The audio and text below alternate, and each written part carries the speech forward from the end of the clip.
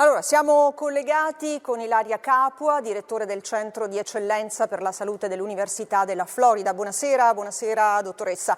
Allora, in Italia, visto i dati si stanno consolidando, c'è un rallentamento, ma quando si potrà parlare di fine dell'emergenza? Ma i dati di oggi sono promettenti, anche se bisogna essere cauti, nel senso che è proprio da quello che noi dobbiamo partire. Noi dobbiamo partire dagli ospedali. Allora, il momento in cui le terapie intensive e i pronto soccorsi e i reparti infettivi iniziano ad avere una diminuzione nel numero di ammissioni e quindi l'ospedale può iniziare a ritornare alla normalità, quello è il nostro punto di partenza, perché solo quando gli ospedali avranno ripreso la loro funzionalità, i medici, gli infermieri e tutto il personale si sarà anche riposato e quindi ci sarà un ritorno a, non dico pre-Covid, ma comunque un ritorno alla forza che aveva il nostro servizio sanitario nazionale prima di Covid, a quel punto sarà possibile gestire questa post-emergenza in maniera diciamo concreta.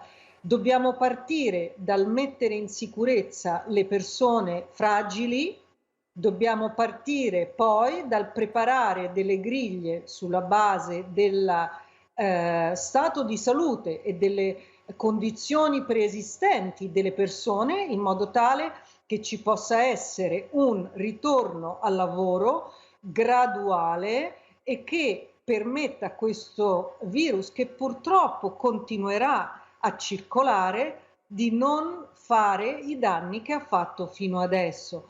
Noi dovremo convivere con questo virus come conviviamo con il morbillo, come conviviamo con l'influenza e come conviviamo con altri virus per i quali non ci sono i vaccini. Ecco, da scienziata appunto non ci sono i vaccini, ma a che punto è la ricerca sul Covid-19?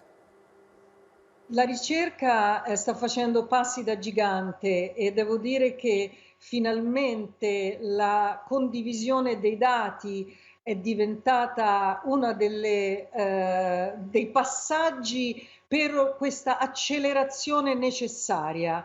Noi abbiamo bisogno di rispondere in maniera immediata anche a chi ci fa delle domande per il post-emergenza.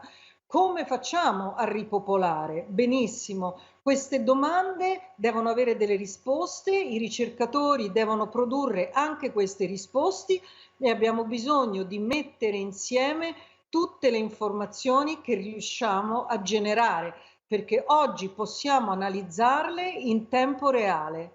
Grazie, grazie molte, dottoressa, grazie.